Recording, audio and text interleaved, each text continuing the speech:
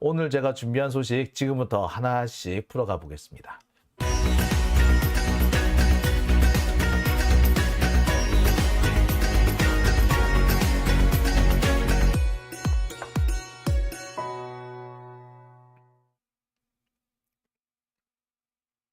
네, 오밤중의 뉴스 함께하고 계신 지금 시각 11시 52분을 지나고 있습니다.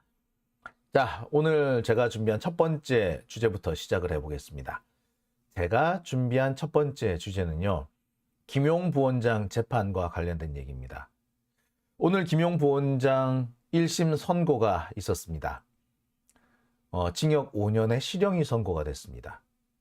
유동규의 진술 대부분을 신빙성이 있다고 받아들였습니다. 가장 놀랄 만한 부분이 바로 그 부분이죠. 그렇게 오락가락 하는데도, 그렇게 앞뒤가 맞지 않는데도, 아니 스스로 자신의 진술을 부인하는데도 그래도 신빙성이 있다라고 판단을 했다. 저로서는 매우 놀랍고 어처구니가 없는 대목이었습니다. 과연 저게 말이나 되는 소리일까? 라는 생각을 했고요. 한편으로는 아이고 그래 판사나 검사나 똑같은 놈들이구나 라는 생각도 다시 한번 하게 됐습니다. 그래서 제가 준비한 첫 번째 주제는요, 오락가락했지만 유동규 진술의 신빙성이라고 황당무계한 재판, 오늘 제가 준비한 첫 번째 주제입니다. 사실 저는요 어제 어떻게 판단을 내렸었느냐면 이렇게 많은 부분을 다 유죄로 인정할 거라고는 전혀 생각을 하지 못했습니다. 저는 집행유예가 나올 거라고 생각을 했었어요. 나오더라도 징역 1년 안팎의 짧은 형이 선고될 거라고 생각을 했었습니다. 형이 이렇게 길게 나올 거, 더군다나 5년씩이나 크게 나올 거라고는 전혀 생각하지 못한 상황이었습니다. 왜? 유동규 진술이 워낙에 오락가락한 데다가 앞뒤가 맞지 않다든지 주변 사실과 배치된다든지 하는 부분이 너무 많았기 때문입니다. 그런데 오늘 법원의 판결을 보니까 정말 당황스럽기 그지없는 대목이 있었어요.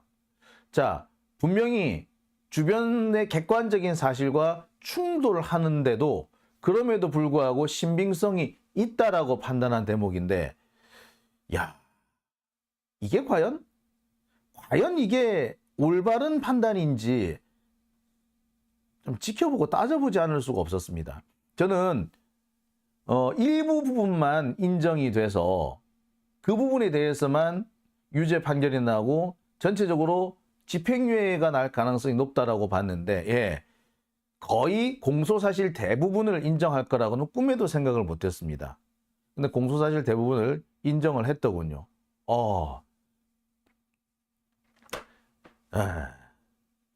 재판 따위 이런 식으로 하면, 재판 같은 거 하면 뭐합니까? 법정에서 증거를 탄핵하면 뭐합니까? 참 어처구니가 없습니다. 자, 한번 보실게요. 오늘 이 소식 보고 참 많은 분들이 충격을 받았을 겁니다. 징역 5년의 법정 구속까지. 솔직히 전 뜨아했어요. 설마 이렇게 나올 거라고는 꿈에도 생각을 못했습니다. 저는 징역 한 2년 정도에 집행유예 한 3년 정도가 나올 거라고 봤어요. 그 가능성이 가장 높다라고 판단했었는데, 무엇보다 이 정치자금과 뇌물수수 이 대부분을 유죄로 인정했다는 게 저는 더욱 가장 놀라웠습니다. 더 놀라웠던 것은 유동규 진술의 상당 부분을 신빙성 있다고 수긍했다는 겁니다. 아니, 진술을 그따구로 해도 그게 수긍이 된, 그걸 받아들일 수 있다고? 다른 증거 없이 오로지 진술밖에 없는데 그 진술을 수긍을 한다. 자, 더 웃기는 거는요, 주변 사실과 배치되고 있는데 그 주변 사실과 배치되는 것은 본질적인 부분이 아니다라는 식으로 얘기를 한 건 판단한 겁니다. 자, 본질적인 부분이 아니다라고 판단한 것 중에는 뭐도 있느냐? 유동규가요, 김용 부원장의 아파트 호수와 동수를 헷갈려요. 근데 그게 본질적인 부분이 아니래. 자, 더 웃기는 거는요, 돈을 전달한 장소도 처음에는 아파트 현관이랬다가 나중에는 복도를 타고 그 비상계단을 타고 올라가서 집 안에 들어가서 줬다다가, 근데 알고 봤더니 복도 비상계단이 없어. 비상계단이 없으니까 또 다 말을 바꿉니다. 계속해서 이렇게 말을 바꾸는데 그럼에도 보고 이거를 수긍할 수 있다, 신뢰할 수 있다라고 판단했다는 게 저로서는, 자, 하나씩 좀 따져보겠습니다.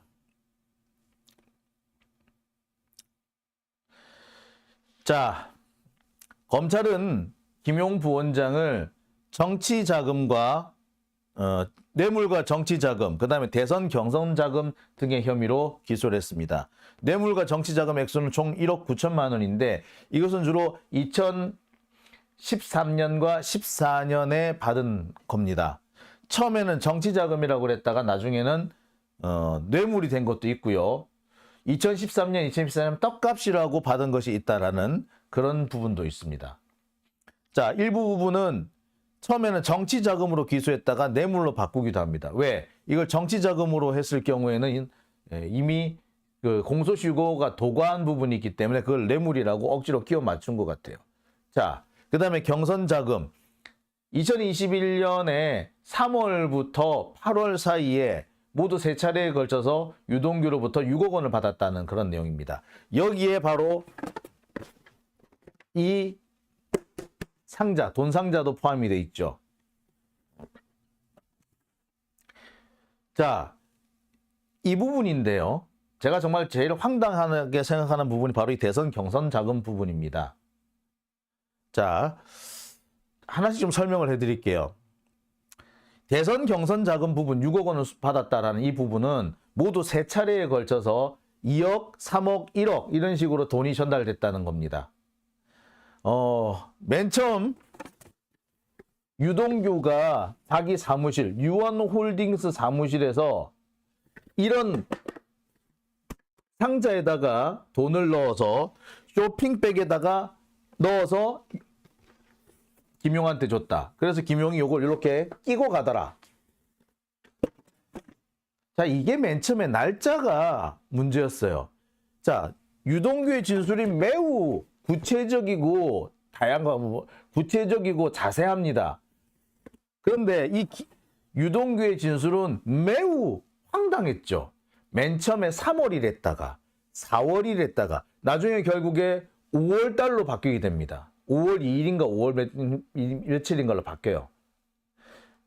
자, 처음에는 날씨가 쌀쌀해가지고 코트 같은 거, 바바리 같은 걸 입었다고 하다가 5월에는 도저히 그런 걸 입을 수가 없는 상황까지 가버리죠. 5월 초면은. 자, 자, 그런데 이 부분을 법원은 이 진술도 사실로 인정해 줍니다. 그 다음에 황당했던 것이 이른바 유동규의 집 앞, 그 광교포레나인가요? 그 아파트 앞에서 CCTV가 바로 쳐다보고 있는 거, CCTV 앞에서 차를 세우고 돈을 건네줬다라는 바로 그 대목입니다. CCTV가 있는 상태에서 돈을 건네줬으면 당연히 걸렸을 거죠. 근데 그 CCTV가 무슨 CCTV라고요? 예, 주차 단속 CCTV였습니다. 그 자리에서 그렇게 오래 있었으면 당연히 주차 단속이 됐을 거고 기록은 남을 겁니다. 그렇지만 그러니까 그런 그 주차 단속된 기록이 없거든요. 그런데도 그 자리에서 돈 3억을 줬다라는 것에 문제가 없다라고 그 진술마저도 받아들입니다. 그리고 세 번째 전달한 것이 지금 경기도청이 들어선, 그 당시는 경기도청이 막 지어지고 있던 상태에 그 뒤쪽 편, 그 근린공원 벤치에서 돈을 전달했다. 요 세 가지였어요. 자, 여기서 제일 황당했던 부분은 저는 두 번째였습니다. 도저히 돈을 전달해 줄 수 있는 장소가 아니었거든. 그리고 문제는 그 당시에 김용 부원장이 딴 데 있었다는 것이 확인이 된 상태였고, 시간상 그곳을 갈 수 없다라는 것까지 드러나 있었는데, 그럼에도 불구하고 법원에서는 이걸 인정한 겁니다.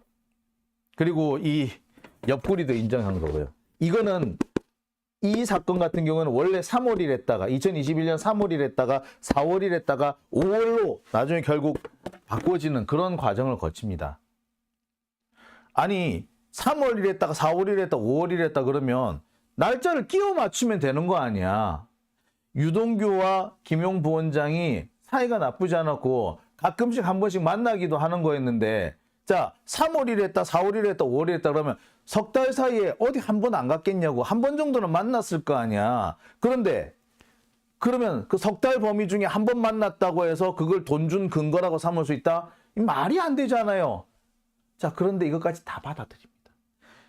이 대선 경선 자금 6억 원 여기에 대해 이 부분에 대해서 유동규가 진술하는 과정에서 앞뒤 안 맞는 부분, 그러다가 자기가 진술하다가 말문이 막히면 화를 내는 부분, 그런 부분이 엄청 많았지만, 그걸 전부 다 깡그리 무시하고 황당한 증언을 다 신빙성이 있다고 받아들여요. 더군다나 이 부분, 1억 9천만 원, 이 정치자금 뇌물 부분은 유동규가 자기 스스로 직접 깨트립니다. 돈을 줬는지 안 줬는지 기억이 안 난다라고 스스로 얘기를 해버려요. 근데 이 부분까지 하나도 빼먹지 않고 다 받아들이죠. 유일하게 이 뇌물 부분을 1억 9천만 원에서 7천만 원으로 깎은 거 이거 하나밖에 없어요. 저로서는 대단히 황당무계합니다. 그러니까 진술을 저렇게 개떡같이 해도 다 법원에서 증거로 받아주는구나. 아니 입증할 수 있는 다른 증거는 있어야 될 거 아니에요. 그죠? 근데 입증할 수 있는 다른 증거가 없는 상태에서 오로지 진술, 그 진술도 앞뒤가 맞지 않고 계속 오락가락 하는데 그 진술을 신뢰한다? 야, 대단하네요. 자, 아까 유동규 진술이 계속 바뀌고 심지어 유동규가 스스로 자기 진술을 깨버린 경우도 있다고 그랬죠. 검찰 공소장에 따르면 2013년 설날과 추석, 2014년 설날 추석에 유동규가 1,000만 원씩 그렇게 떡값을 줬다고 했습니다. 그런데 갑자기 유동규가 진술을 바꿔요. 정진상한테 준 거는 기억이 나는데 김용한테 준 게 기억이 안 난다라고. 내가 썼는지 김용한테 줬는지 기억 안 난다 이렇게 얘기를 해요. 자, 검찰은 유동규의 진술 하나만 가지고 이거를 기소를 했어요. 그런데 이 애가 갑자기 법정에 와가지고 기억 안 난다고 해버리면 이게 뭐 말이나 되는 겁니까? 근데 이런 사람의 다른 진술까지도 모두 인정을 해준다. 이런 사람의 진술을 다 인정을 해준다고요? 저는 이해를 못하겠네요. 자, 이렇게 검찰 진술 다르고 법원에서 진술 다르고 이렇게 하는 사람이면 뭡니까 이거? 이 사람 진술 전체를 신빙할 수 없다고 보는 게 맞는 거 아닌가요? 자, 그런데 법원의 판단은 전혀 엉뚱했습니다. 그리고 이 유동규 같은 경우에는 중요한 이런 부분에 있어서 갑자기 진술을 바꿔가지고 좀 전까지 뭐 엄청나게 잘 장황하게 설명하다 갑자기 기억나지 않는다라고 말을 바꾼 경우도 상당히 많았습니다. 장소도 맨날 바뀌고 액수도 바뀌고 졌는지 안 졌는지도 맨날 바뀌고. 자, 그런데 이 부분에 대해서 제대로 설명조차 하지 않나요? 심지어 답을 못하는 경우도 있었습니다. 돈의 출처에 대해서 매번 헷갈려요. 남욱한테 받아서 줬다는 둥, 처음엔 정력한테 받아서 줬다는 둥, 그때는 한 번은 또 김만배한테서 받아서 줬다는 둥, 매번 바뀝니다. 그런데 이 부분에 대해서 법원은 뭐라고 한다? 비본질적인 부분이었다. 줬다는 그 부분은 계속 일치하지 않느냐. 와.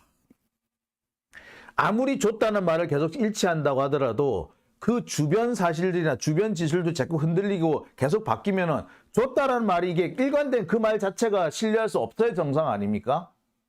자, 저로서는 이게 만약에 국민 참여재판 형태로 진행됐다면 과연 이것이 신뢰할 수 있다라고 봤을지 참 의아하네요.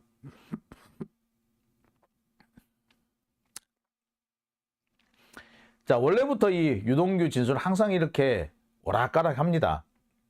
특히 제일 많이 오락가락했던 게 비닐봉투에 넣어서 줬네. 그러니까 그 김용 부원장한테 뇌물을 줄 때 비닐봉투에서 넣어서 줬다. 뭐 편의점에 가가지고 비닐봉투를 사와가지고 거기 넣어서 줬댔다가 나중에 쇼핑백에 넣어 줬댔다가 처음에는 아파트 비상계단으로 올라갔다. CCTV를 피해서. 근데 가보니까 비상계단이 없더라. 보세요. 아파트 비상계단이 없다 아닙니까? 그러면은 이 사람 얘기가 진술에 신빙성이 있나요? 자, 조금 있다가 제가 재판 판결문하고 비교해가면서 이 말씀을 다시 해드릴 텐데요.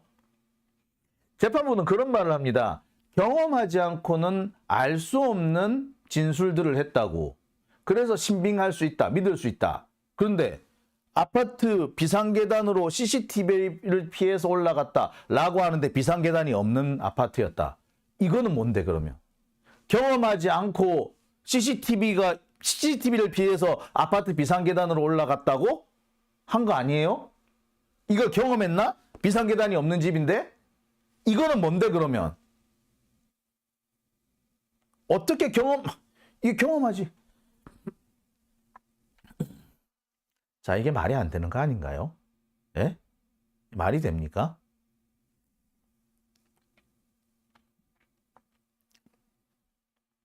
자, 이 부분도 한번 보시죠.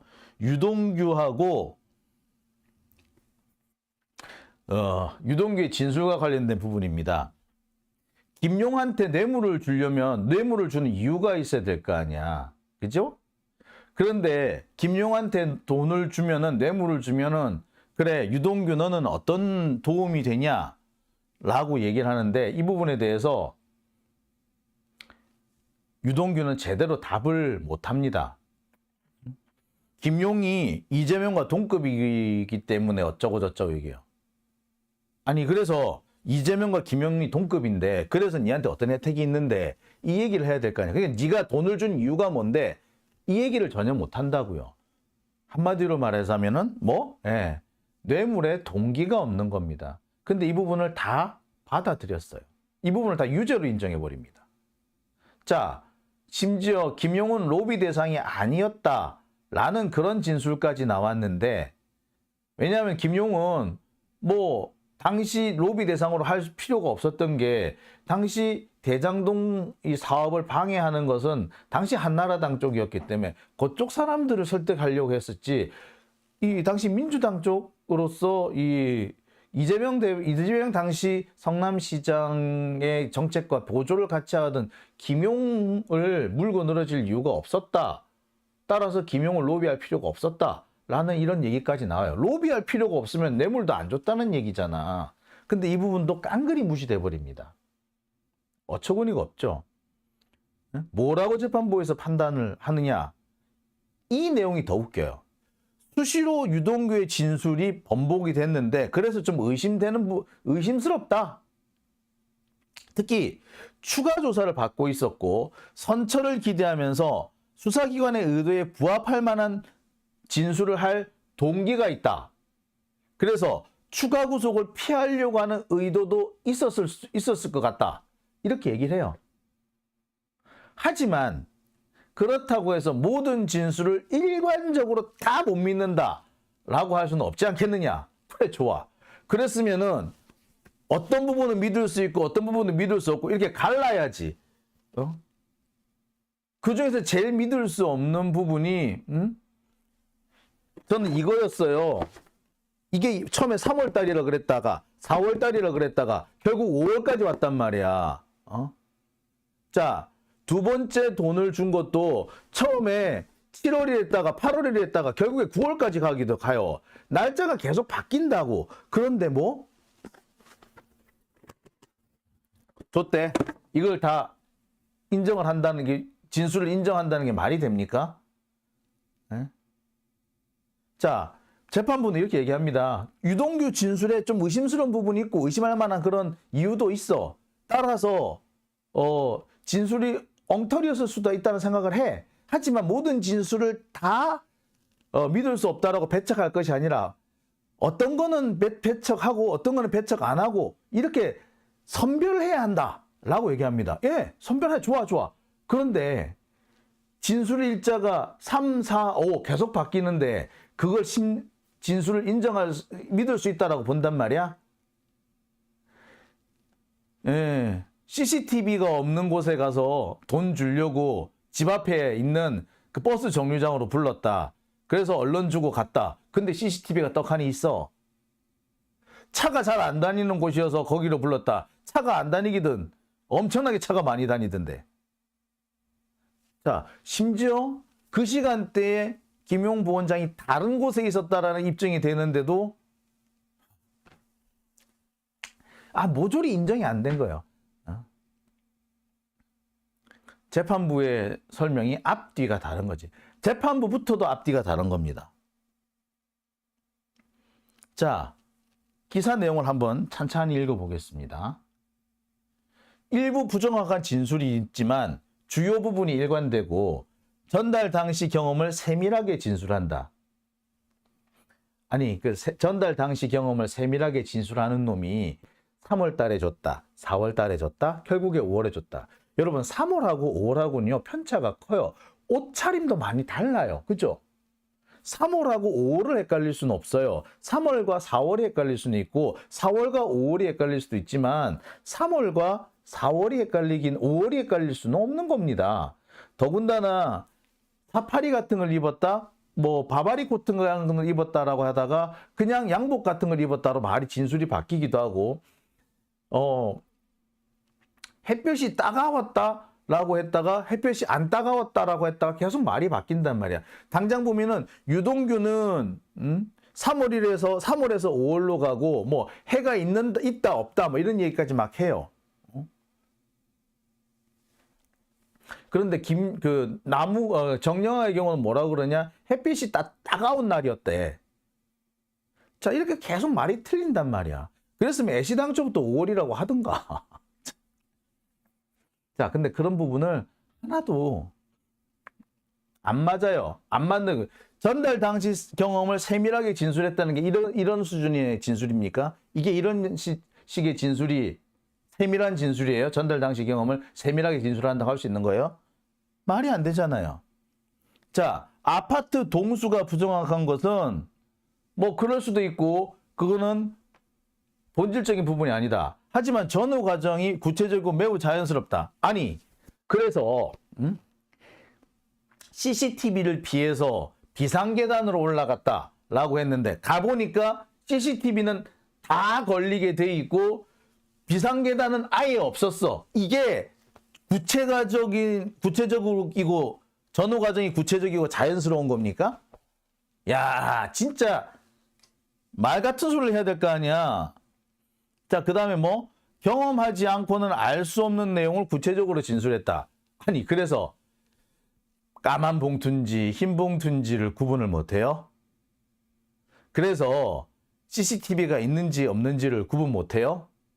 자, 그리고 유동규하고 김용 부원장하고는요, 그전부터 계속 왕래가 있던 사이였습니다. 누구 말 맞다나, 의형제라며, 그러면 집에 왔다 갔다 하는 경우 꽤 있었을 거 아니야. 그랬으니까 그 집에 어떤 일이 있었다, 어떤 물건이 있다, 이거를 구체적으로 진술하는 거는 돈을 주지 않더라도 얼마든지 가능한 부분이었잖아요.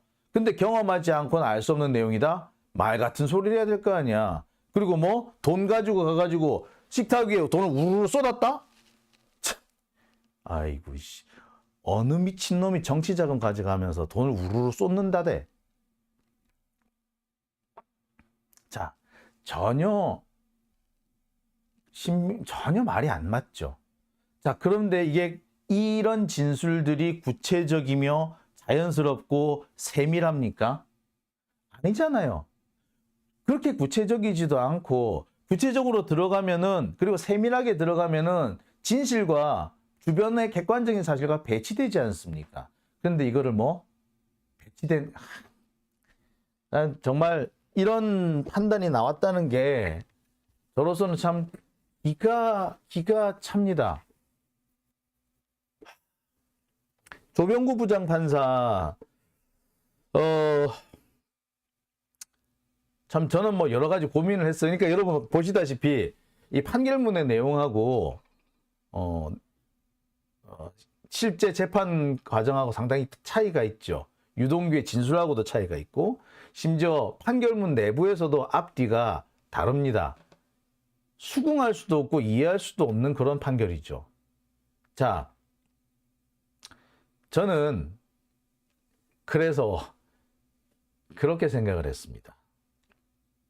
보통 이렇게 판사의 판결이 앞뒤가 다르거나 전후 맥락이 이상하거나 심지어 객관적인 증거와 배치되는 그러한 경우는 어떠한 상황이냐, 어떠한 경우냐, 대체로 보면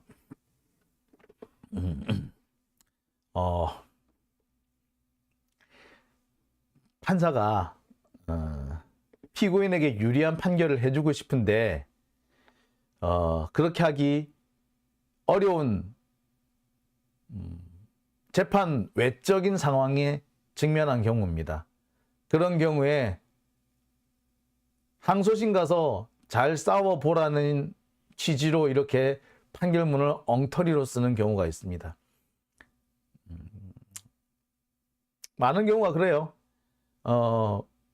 판결문 받아보면 이게 도대체 무슨 말이야? 이게 왜 앞뒤가 안 맞지? 결국에 그 앞뒤가 안 맞는 부분을 이유로 항소심에서 1심을 깨고 새로운 판결을 받아내라는 거예요. 네 열심히 해가지고 항소심 가서 싸워봐. 그러니까 항소심으로 공을 넘기는 경우인 겁니다. 제가 볼 때 지금 조병구 판사가 이번에 판결을 내린 대목은 본인이 직접 본인의 책임하에 판결을 내리겠다는 것이 아니라 적당히 시간을 더 끌어서 항소심에 공을 넘기겠다.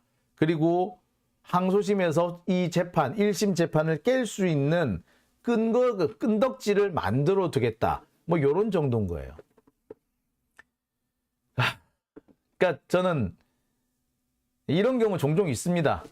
판사가 1심 판사가 자신이 좀 재판을 피고인한테 유리한 판단을 내리기가 어려울 때 뭐 정치적 상황이나 검찰을 눈치를 봐야 된다거나 뭐 여러 가지 정황상 그러할 때 판결문에 허점을 만들어 둔다든지 논리적인 모순을 만들어 둔다든지 이런 경우가 있어요. 그래서 판결문 보면 이게 무슨 개소리야, 이게 왜 앞뒤가 안 맞아 라는 판결문들이 종종 있거든요. 그건 판사가 바보라서 그런 게 아니라 항소심 판결 재판부가 이것을 한번 뒤집을 수 있도록 여지를 만들어 준 거죠.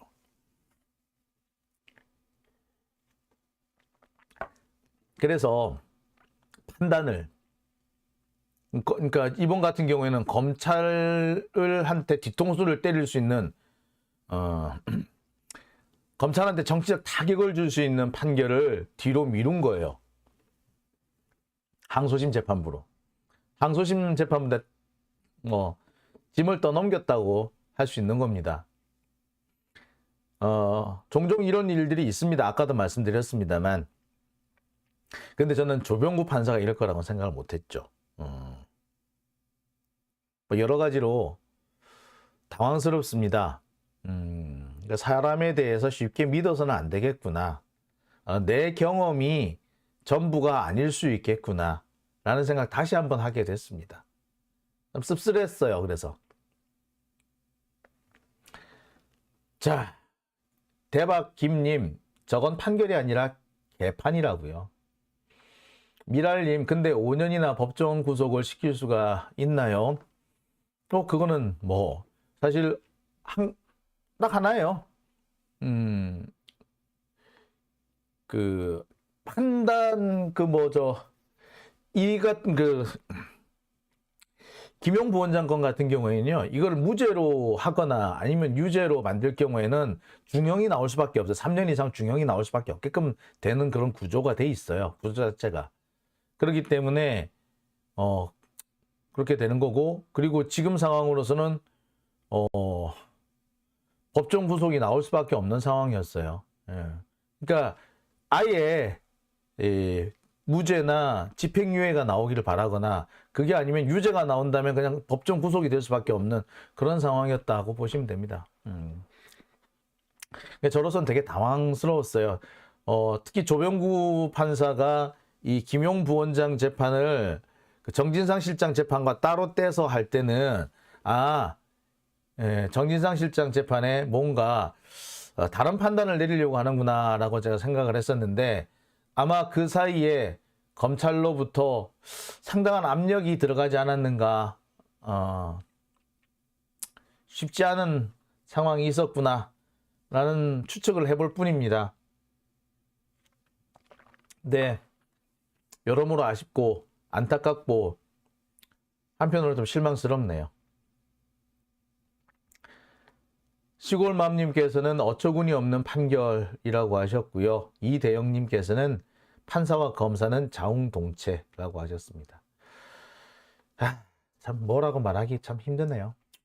자, 오밤중의 뉴스 제가 준비한 첫 번째 주제 여기까지고요. 이어서 두 번째 주제로 넘어갑니다. 국유화 폐간 어떤 대통령도 할 수 없는 일인데 감히 제가 어떻게 그런 말을 한다는 것입니까?